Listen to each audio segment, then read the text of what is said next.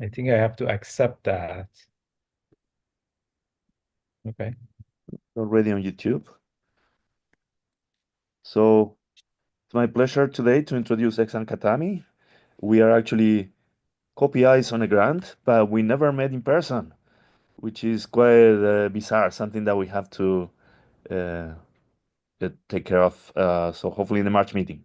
So Ehsan is an expert on computational methods and strongly correlated systems, and today he's going to tell us about his latest work. Please take it away. Thank you. Uh, thanks, Adrian, for the introduction, for inviting me to this virtual seminar. Most of pretty much everything I want to talk about today can be found in these two papers, one of which we just posted to archive a few days ago. Let me minimize my screen. There you go. So here is the outline of my talk. I'm going to give you some motivation and basically kind of a semi-long introduction to the Fermi-Hubbard model. So we make sure we are on the same page. We have the same intuition about the model. Then I'm going to talk about kinetic ferromagnetism and how we can, again, intuitively understand how that happens. And then the later part of my talk, the results are for this phenomena seen on triangular lattices, and also more recently, our data on the square lattice. So like many of you in this Zoom call, I'm interested in studying quantum many-body systems, characterizing phases and phase transitions, and really trying to understand the microscopic mechanisms behind unusual phenomena that often happen at low temperatures, phenomena like superconductivity, superfluidity, or even just magnetism. So these have, of course, fascinating science for us, but also have a lot of real life applications, as we know, in transportation, even energy transportation, medical devices, and electronic devices, just to name a few. But zooming into materials is scary because you see complicated, three-dimensional structures at best that are organized in crystals with electrons that move around and have all sorts of interactions among them and between them and the lattice. So here I'm showing an example of these materials. This is a YBCO, which is a high temperature superconductor with its pretty complicated phase diagram shown here in the space of doping and temperature. And I often show this because I work with models, and I want to remind ourselves that what we do with our toy models are, they basically amount to a spherical cow type of approximation.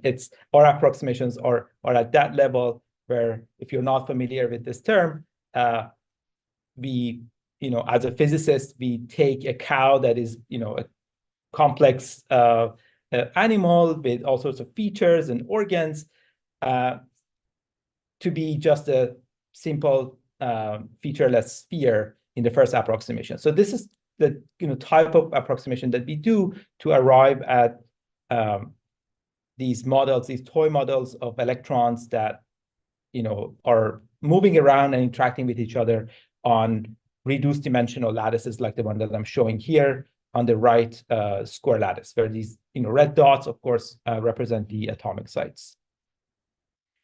This is, for those of you who are familiar with this type of toy models, this is, of course, the Fermi-Hubbard model, which I'm going to talk about a little more in the coming slides.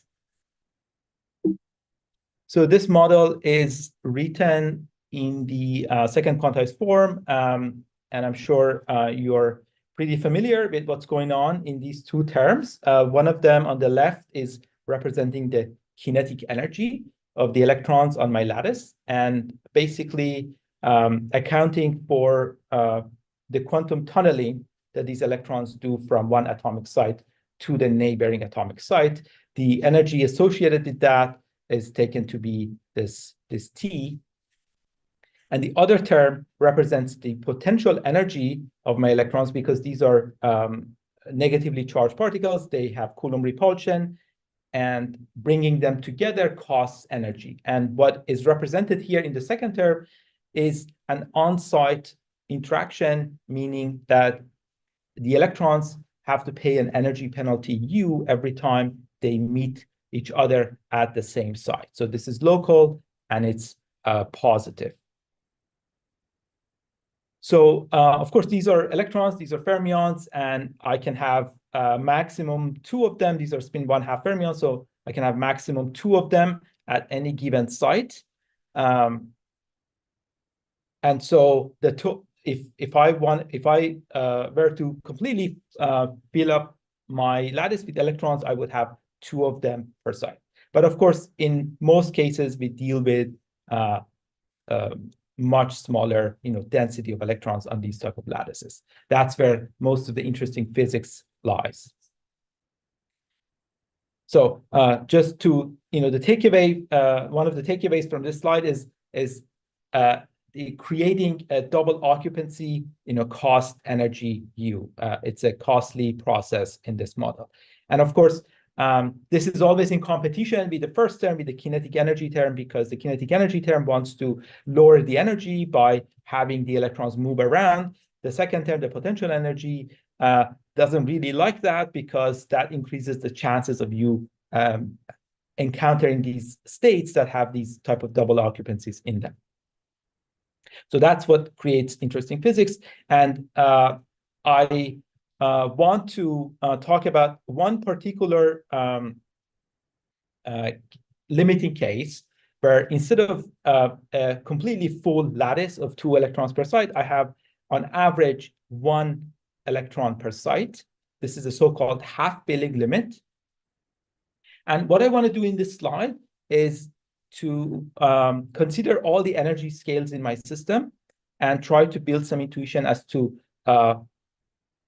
what might happen as I lower the temperature. So I have my T, I have my U, and another important energy scale here is, of course, KBT, the thermal energy. What I'm showing here is a 1D system just for demonstrating purposes, but this is, of course, the arguments I'm going to make are valid for the square lattice and other hypercubic lattices. The other important feature here is that I've chosen my system to be spin balanced, meaning that I have the same number of spin ups as the spin downs in my system. And I want to look at it as I lower the temperature. So at very high temperatures, when KBT is much larger than any other energy scale in my Hamiltonian, of course, everything is going to be random. Any site will have equal probability of not being occupied by spin up, down, or being doubly occupied. But as I lower my temperature, so that now my temperature is much less than the interaction energy, what happens is that I go to this mod phase where double occupancies are largely forbidden because the system simply doesn't have the energy to explore those states. And so in terms of charge, I've pretty much frozen my charge degrees of freedom. It's 1 electron per site, but my spins are still kind of random. But if I lower the temperature even further to be much smaller than my energy scales, then the system realizes that it can still lower its energy through magnetic means. And it does so by anti-aligning the spin of my electrons on neighboring sites.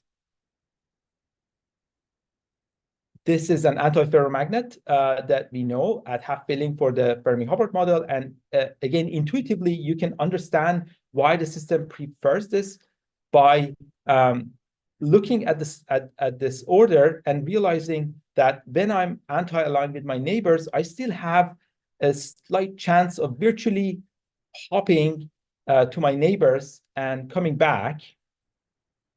Whereas if I'm random or if I'm in a ferromagnetic situation, I don't have that possibility of lowering the energy through this virtual hoppings. So this is of course a second order process, and your Hubbard model effectively reduces in this limit where you don't have any charge degrees of freedom to the Heisenberg model, be the exchange interaction that goes like 4t squared over u. And of course, you can get this through second order perturbation theory.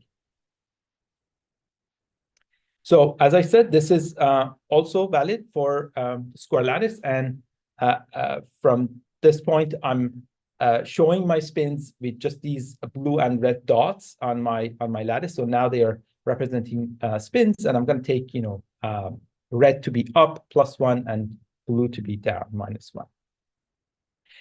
And so this was the intuition, but we can of course see these correlations clearly in simulations. For example, here in a quantum Monte Carlo simulation from back in 2009. This is just an example.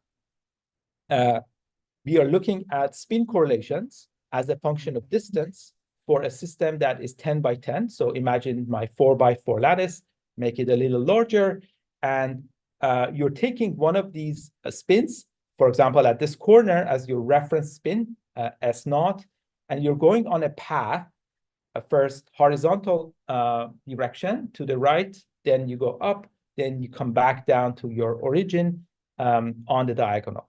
And if you do that, you realize that the correlations between the spin at the origin and the spins along the way is going to alternate its sign as you're going horizontally or if you're going vertically. But as you come down on the diagonal, everything is ferromagnetic. So the zigzags here are for the horizontal or vertical directions, and then this straight, flat region is for the diagonal region. So clearly, I have these anti-ferromagnetism forming in the system with a relatively small u, and this is inverse temperature. Here, temperature, as the temperature decreases, they get stronger. You can also look at this as a function of u. As you increase u to some extent, you realize that the correlations become stronger. Again, this is for a 12 by 12 system, same calculation. And this is because as you increase u, you are increasing the moment formation in your system and increasing the chances of spins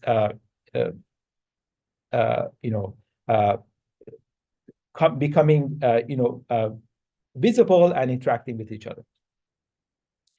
Of course, when you have something that is oscillatory like this, you take a Fourier transform and you find a large peak here in 2 dimensions. The peak is going to be at pi. This is at a particular low temperature for same u as I showed you in 2 slides back. And what is shown here is that increasing the system size increases the peak in this structure factor, and that is you can perform careful size scaling analysis and show that this is in fact the phase in the thermodynamic limit when you go to low temperatures. So this is all great, but in terms of our phase diagram here, kind of the cartoon phase diagram of what I showed you earlier for high temperature superconductors, we are really just moving on one straight line at 0 doping. This is our half filling limit, and we are just going down in temperature, reaching this antiferromagnetic region. But there is a whole other region at finite dopings that is really hard to access using at least quantum Monte Carlo methods, and also other techniques struggle pretty badly at low temperatures in those other regions, although there have been a lot of progress recently with density matrix renormalization group, as we know, for finite dopings as well in the system.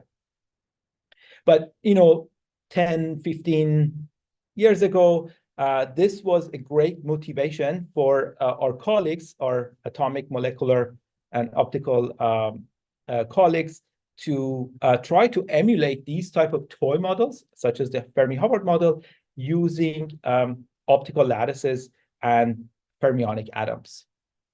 And they also have been making a lot of progress in this field, and some of the results that I'm going to show you today are from two of those groups for this particular phenomenon. But these optical lattices are created using counter-propagating laser beams that create standing waves, and these people are experts in manipulating atoms and interactions between them using a light or magnetic field, and they couple the fermionic atoms to either the minima or the maxima of these standing wave, essentially creating in this cartoon picture something that looks like an egg tray, except that my eggs are now these fermionic atoms that can disappear at one location and appear in a neighboring location. So one of the great advances in this field has been the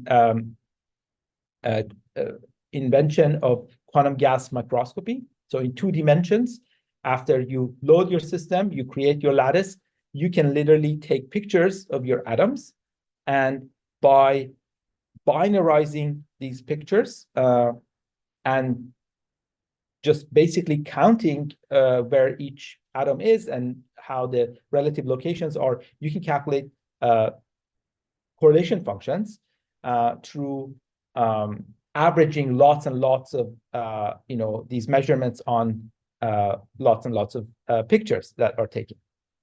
And of course, these are projective measurements. They destroy the system, but they in a fraction of a second, they are generated again, and another picture is taken. So here on the right, I'm showing an example from a few years back, where when you binarize the system, you see an almost half-filled system, and they had the ability to remove one of the spin species in this experiment. And when you do that, you end up with a checkerboard pattern, which is, again, a telltale sign of antiferromagnetic ordering that is happening in this particular snapshot in the z direction in these experiments. So this is the observation of the same phenomena at half filling in optical lattices.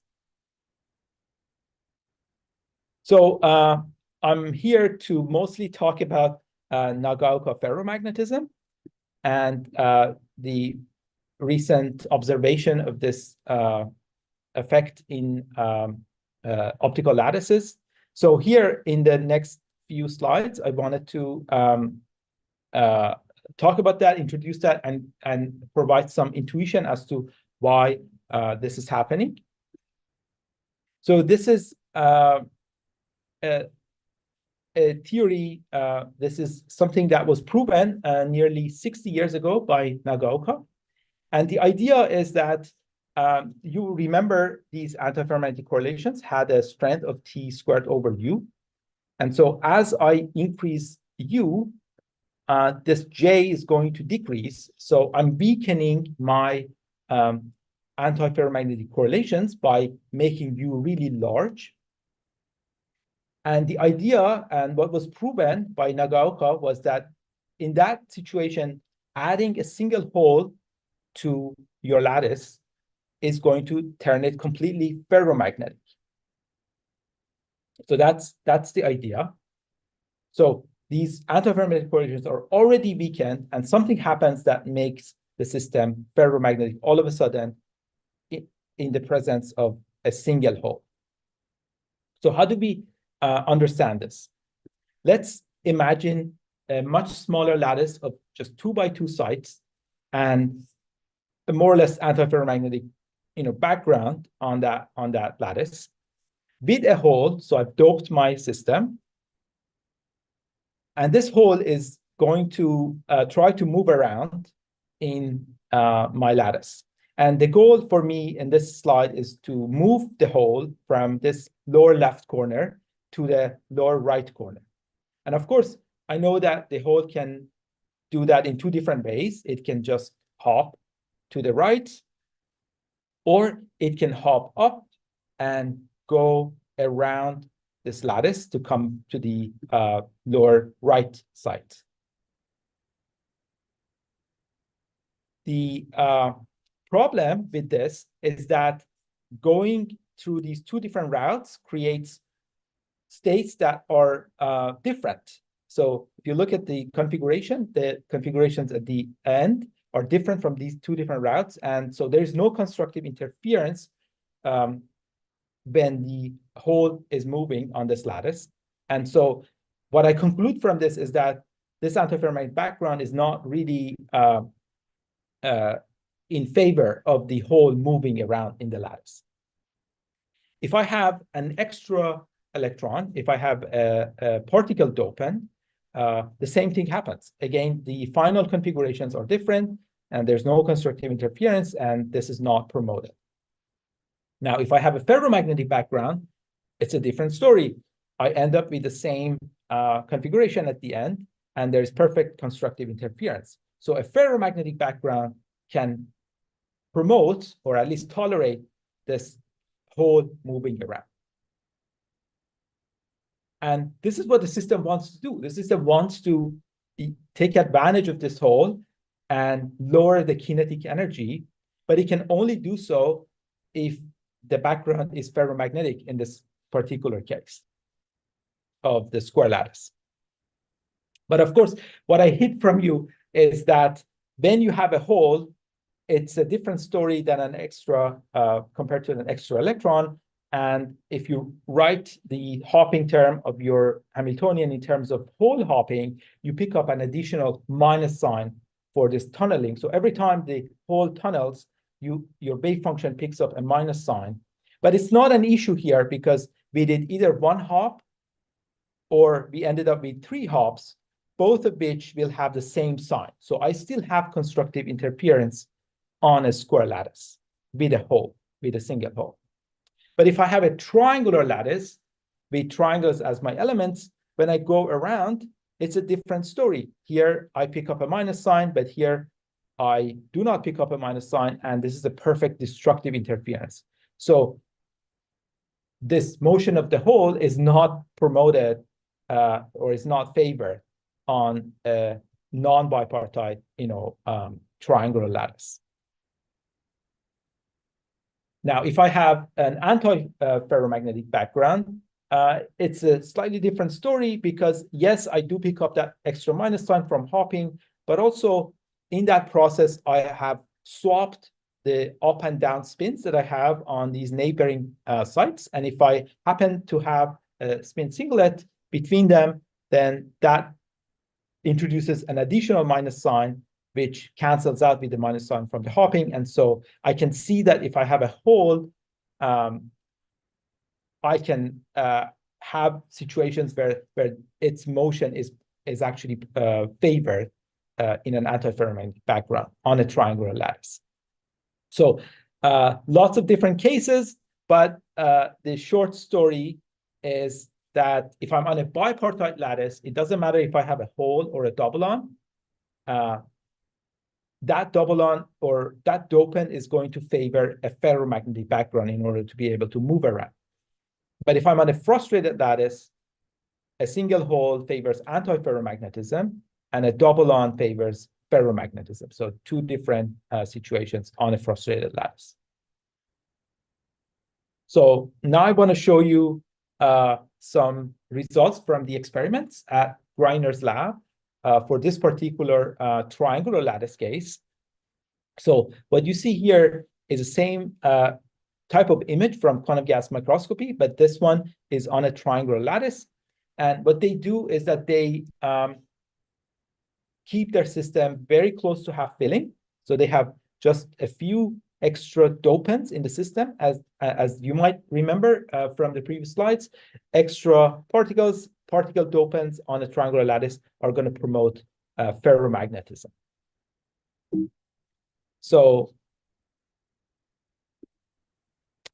what we wanted to know is what is the approach to this Nagaoka limit? Nagaoka limit was for an infinite U and in the ground state, and having only a single dopant in the system, right? So that's a very strict limit.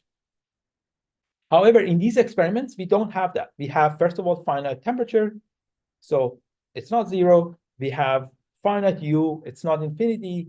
And there is not such control of just having one extra dopant in the system.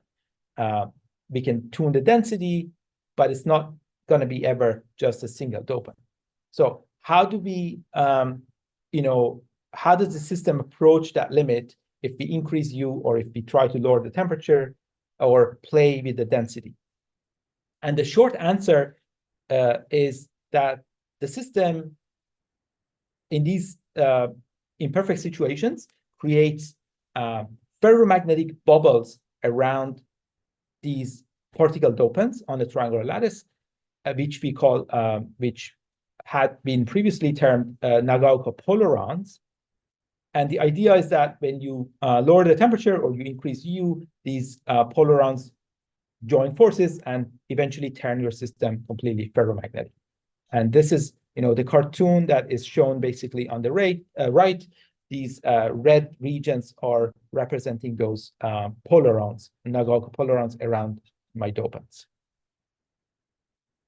So the question is, how can we detect these polarons in the experiment or in our numerics?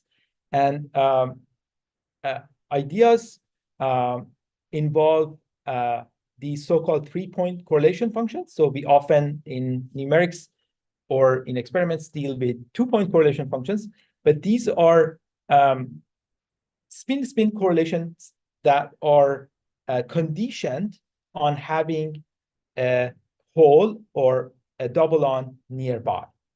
So in these type of correlations, I'm looking at a hole, for example, at the center, and nearest neighbor spin correlations around it.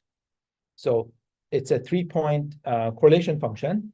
The idea here is that the spin-spin part is always nearest neighbor, but they can have a distance that varies from the dopant. So on the left here, I have a hole at the center of my triangular lattice, and you can see that the nearby correlations are anti-ferromagnetic.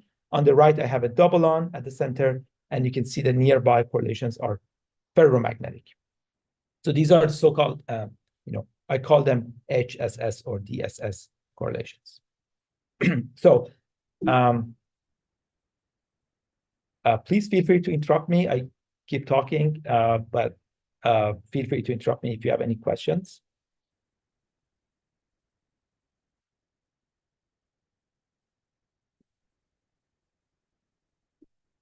Okay, so these are results from the experiment, and they are taken at relatively low temperatures, around between 0.3 and 0.6.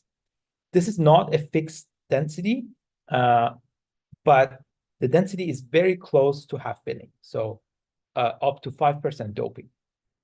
What is changing here from the left to the right is the strength of the Coulomb repulsion. I go from 5 to really large values like 72 to the right. And color here is indicating the type of correlations. If I have blue, that means these are negative correlations, anti-ferromagnetic correlations, and red or brown means ferromagnetic correlations.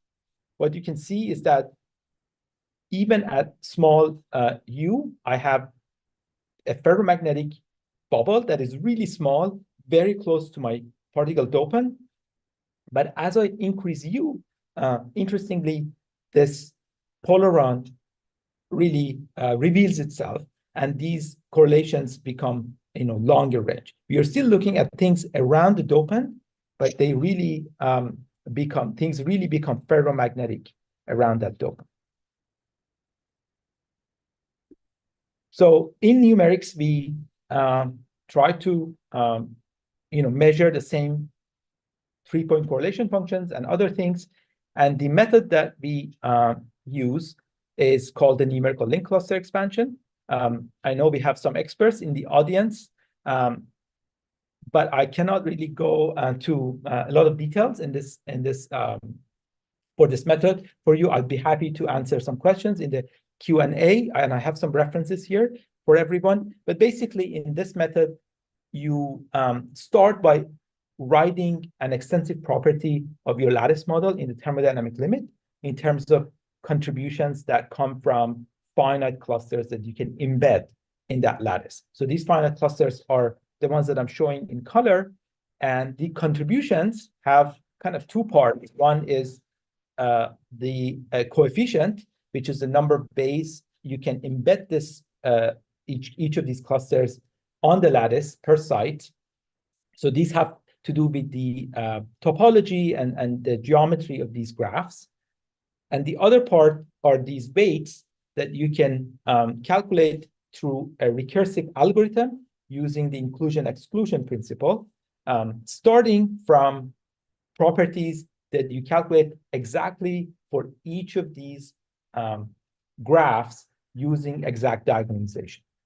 So at the heart of this method is exact diagonalization, and you put information from all these finite clusters with different topologies together in the series to have the property, represented in the thermodynamic limit.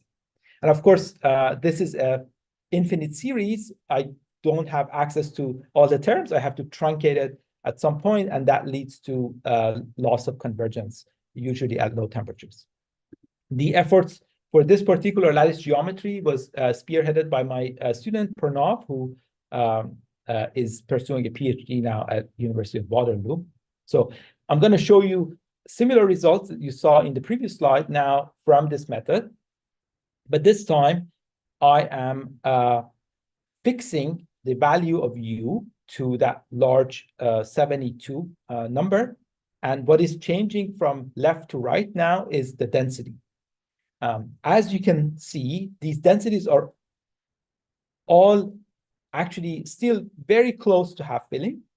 But as soon as I deviate from half filling, as soon as I introduce some double bonds in the system, I immediately see this Nagaoka polaron showing up in the calculations. And eventually, upon increasing the doping a little further, they start to kind of fade away. So these are pretty consistent with what our collaborators saw in the experiments. Here I'm showing these 3-point correlation functions versus doping. Here, this doping is not only particle doping, but I'm also showing the whole doping on the other side. The double-on spin-spin correlations are shown in red, and whole spin-spin correlations are shown in blue. The increasing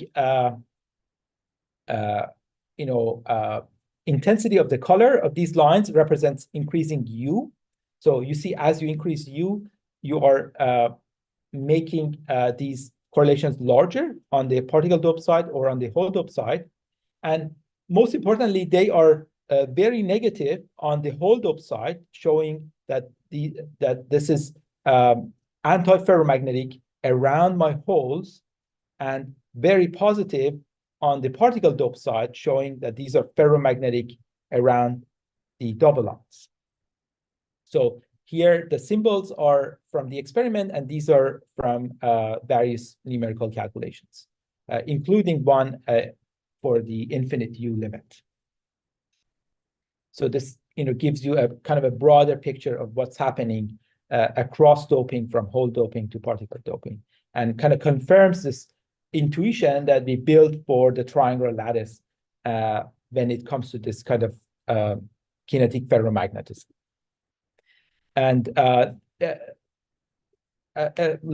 was at the time that we were working on this, on the triangular lattice, the group at Princeton was doing similar experiments using their quantum gas microscope.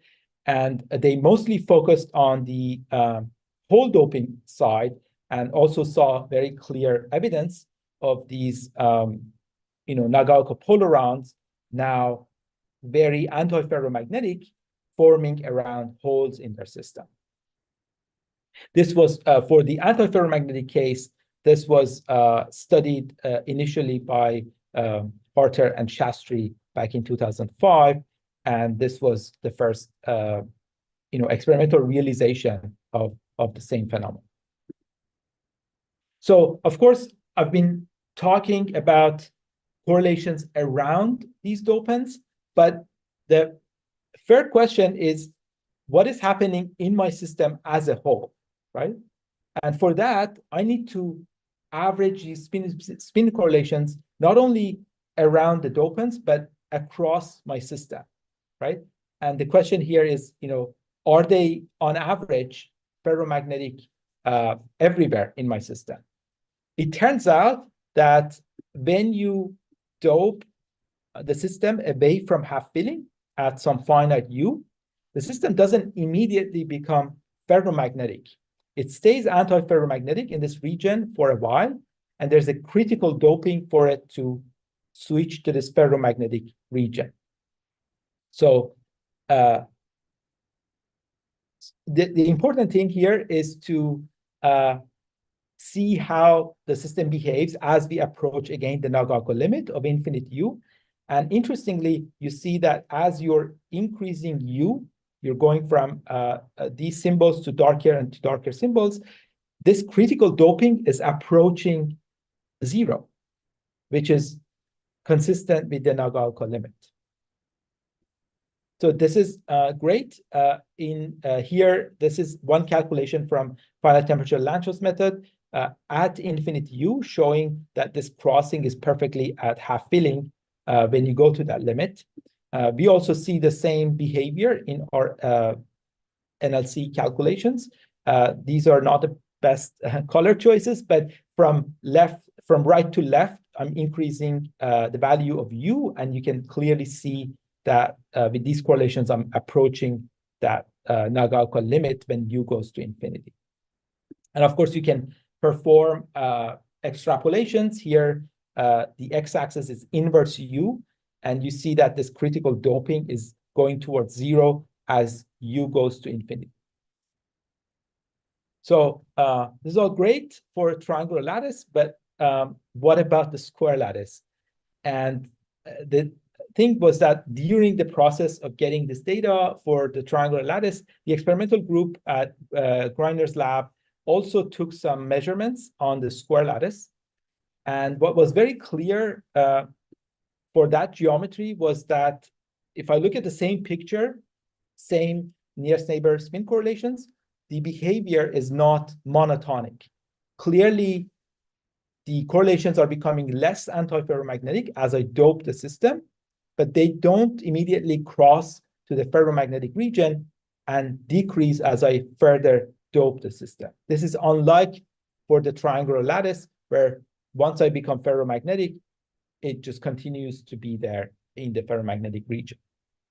And we also saw some evidence in numerics that we could, in fact, transition to the ferromagnetic side of things.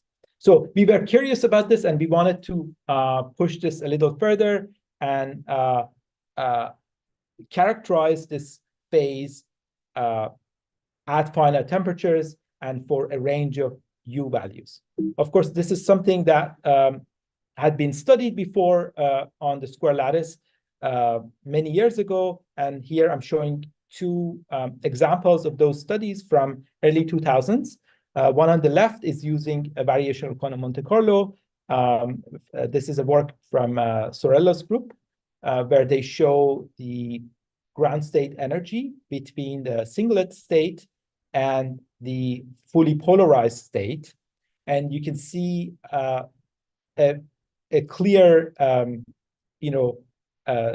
transition to this fully polarized state when the doping is less than around 1/3 in this system. Here, different lines correspond to different approaches in the technique. For example, different Lanczos steps and those details don't really matter here. What matters is that there is this non-monotonic behavior, and there seems to be a critical doping here on the right-hand side, where this ferromagnetic behavior, at least as long as the nearest neighbor correlations are concerned, kind of goes away. On the right is a DMRG study from Steve White and Affleck. These are both for the TJ model, which is the low energy effective model for the Hubbard Hamiltonian when U becomes really large, effectively the Heisenberg Hamiltonian plus hopping. And on the right, this is the DMRG study for TJ model with a very small j. So this j corresponds to U of 400, which is really large. And what they're showing is the average of these expectation value of these correlations, which go to zero when you have a ferromagnetic bond. And what you see here on this 100-site lattice is a clear Nagaoka polaron around the single hole they have at the center of this lattice. So these are previous studies that showed clearly that there is the same phenomena on the square lattice with really interesting doping dependence. On the left, it was also TJ model, but J is 0. That means a U of infinity in that case. So we looked at these with NLC, and this is a work by my student, Robin, who looked at these for different values of U and at different dopings. And what I'm showing here is on the right is the same like nearest neighbor spin correlations with different U values, increasing U values, and very close to half filling. These are dopings that are very close to half filling. And what you see here is that if U is large enough, there's a really strong tendency for these correlations to become ferromagnetic as I lower the temperature. That happens only near half filling. And if I dope my system away to something like 25% doping, that tendency goes away. Things remain anti-ferromagnetic. At half filling itself, this red line, of course, the correlations are strongly anti-ferromagnetic as well. So there's something happening in these intermediate dopings, and I can plot the same correlation functions as a function of doping here for different values of U. Those are the different lines. And you can see that as I increase U, at some point I cross over to this ferromagnetic nearest neighbor correlations. There is always a peak around 18% doping in these results. And you can also see, I'm not showing it here, but you can also see that at a particular large U, as you decrease temperature, the same effect happens. Everything becomes less anti-ferromagnetic and more ferromagnetic if I've already crossed to that region. So you can now take these crossing points and kind of keep a record of them at different temperatures and at different interaction strengths, and create some kind of a diagram of how they look like in the space of doping. And here the vertical line is the inverse interaction. So at the bottom, this is the Nagaoka limit, infinite interactions. And what these mean is below these curves, I have this region where my nearest neighbor correlations are ferromagnetic on average in the system. And above those lines, it's anti-ferromagnetic. And you can see the same trend here. If I decrease the temperature, this becomes wider. Also, if I increase U, if I go to lower values on this diagram, again, this ferromagnetic region becomes wider. Here, we also do TJ calculations, and these are the dotted lines. And in the Nagaoka limit, you see that a value here that is not really strongly temperature dependent and very consistent with past numerical calculations for the phenomena in the square lattice, that there is this critical doping where the ferromagnetism kind of goes away, as long as the nearest neighbor correlations are concerned, around 1/3 doping in the system. We can also look at the maps of these correlations. These are, again, spin correlations. Really nothing new here, but it just helps you visualize how they look like and how they evolve as a function of doping from left to right, or as a function of U from top to bottom. At some point, for really large U and around this 18% doping, you see a clear red region around the center point, which indicate that these correlations average again across the entire lattice are clearly ferromagnetic. I can also look at these 3-point correlations and map them out in my 2D space, and they show now if I have a dopant at the center, they clearly show this ferromagnetic bubble, even for relatively small values of U or very close to half filling. And of course, they disappear as I dope the system away from half filling. Here, these kind of greenish bonds indicate that the method is not converged for those values at the temperatures that we are looking at this. So that's not exactly in the color scheme. So that's pretty much what I wanted to talk about. Thanks for listening in. Just to summarize, these optical lattice experiments and quantum gas microscopy has really been incredible in helping us visualize what's happening in these exotic phases with strongly correlated fermions, but also leading to new physics discoveries. And here we showed one example where magnetism emerges because of the kinetic motion of an extra dopant in our system, whether it was on the triangular lattice or on the square lattice. And we hope that our results for the square lattice at finite temperatures and for finite U motivate now realization of the same phenomena maybe on the square lattice, and kind of would be helpful for future optical lattice experiments. And finally, I just want to thank the whole team, Robin and Pranav in my group, but also Griner's lab and all the people who have been involved, including my theory collaborators, Eugene Demler and Ivan Morera. Thank you very much for your attention. Thank you, Ehsan, for sharing your very nice work with us. Very impressive. So the session is open for questions. So if you're in the online audience, please feel free to unmute yourself or raise your hand, whatever you prefer. You can type a question on the chat too.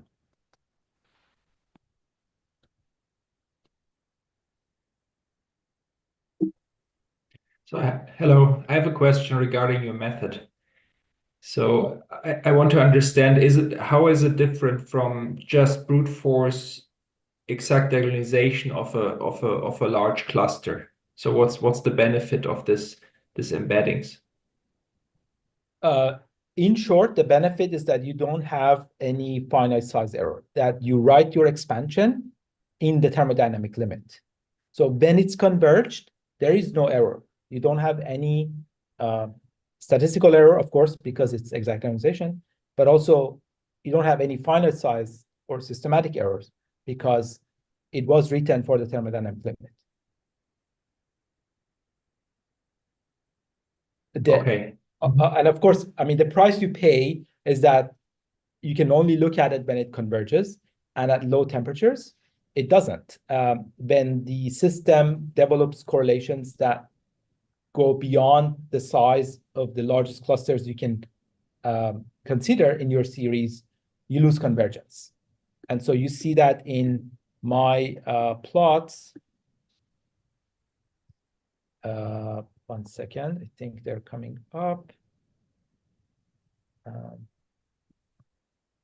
So here, these two lines, like the solid line and the dashed lines, these are almost like consecutive orders in my series, and I plot both of them to show when things are converged and when things kind of stop being converged. So I have to cut it off at some temperature. Okay, thanks. You're welcome.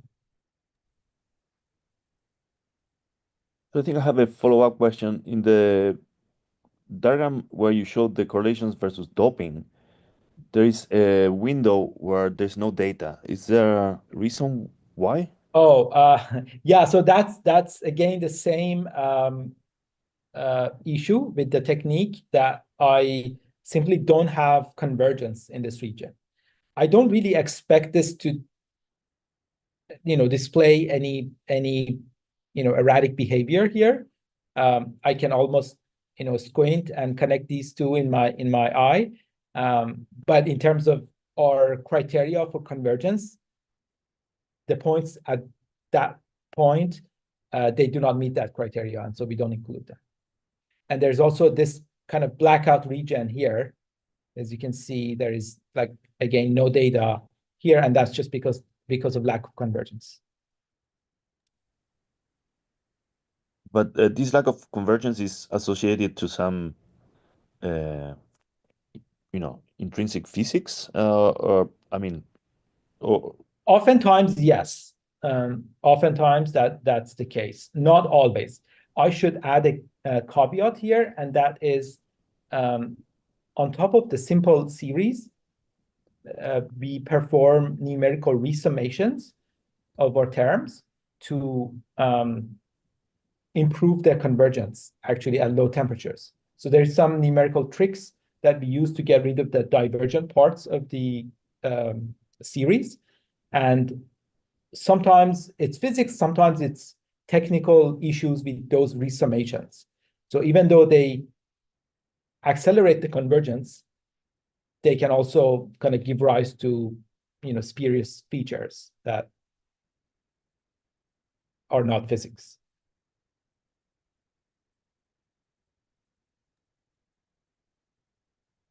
all right. Any other questions from the audience? Okay, maybe I Yeah. ask. Yeah. Hi.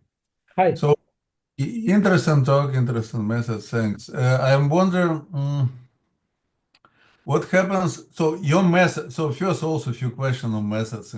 So if the U over T is around 10, so your method will also work nicely, or you have some tendency only to work with a large U, or you stick with Nagaoka physics. Because of this, you use a large. What happens if U over T is order of 10? Yeah, very good question. Prior to this study, that's really mostly what I had done with the method, not really extreme U values. But generally, you're right. There is a tendency for this method to work better at larger U, closer to the atomic limit. And the reason is pretty simple. You're closer to the atomic limit, you're using small, finite clusters, and you can capture that physics really well. But really, it's like in this case, physics of these Nagaoka polarons can be longer range, even though you're close to the atomic limit. But because of your particular density and the fact that you are slightly away from half filling, brings in all sorts of other complicated physics things which lead to lack of convergence. So if I was at half filling with this method, it would actually work down to very low temperatures. Like, in fact, you can see that for my half filling line here, it goes all the way down, and I can go to much lower temperatures, maybe even below 0.1, no problem. But as soon as you dope, then the physics again becomes, kind of longer range, and this method runs into trouble. No, but it's still interesting how you can push your method, because, as I said, you said U over T is 60, for me it's already very large. Oh But yeah, maybe, yeah, maybe you could go to lower things because it's a classical problem. If you have square lattice and doping. By the way, can you include also T prime, which is important for not only U and T model, but U, T prime, and U. So yes, because you can include T prime. However, your clusters change, of course. You have to go back to the drawing board and derive everything else. And we are looking at those. For just a simple square lattice, there are studies involving this method. And we've even in the past looked at, for example, superconducting correlations away from half filling. And other things. So there is a host of studies that involve U that is not this large. okay. In fact, No, but it will be very interesting to understand because you have this scheme to discuss. So if you start from half-field system and you dope a little bit, then of course in principle, nobody knows what happens. If it will be this Nagaoka physics or it will be this Nagaoka polaron and so on and so forth. And what happens if you dope larger? So towards the superconducting region. So in principle, nobody really can look at this very carefully. You're absolutely right, and I myself was curious about that. And like one of the earlier studies that I did was to look at the superconducting correlations away from half filling. The thing is that you do lose convergence around temperatures where also like quantum Monte Carlo runs into trouble. And so you can get to temperatures of, I don't know, 0.2, 0.25 in terms of units of T. And that's really when you lose convergence. And we know that the interesting physics is maybe an order of magnitude below that.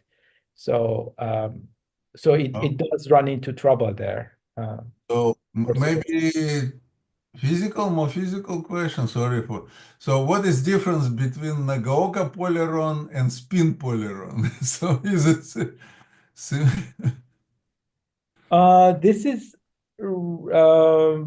really like kinetically driven, I would say. Spin polaron is, the relevant energy scale there would be J. Here, relevant energy scale is actually T. I see. So that would be the most obvious.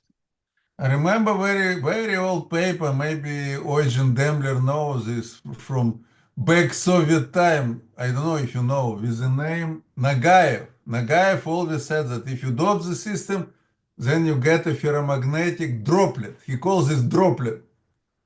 Small ferromagnetic droplet, which is very close in idea to your Nagaoka.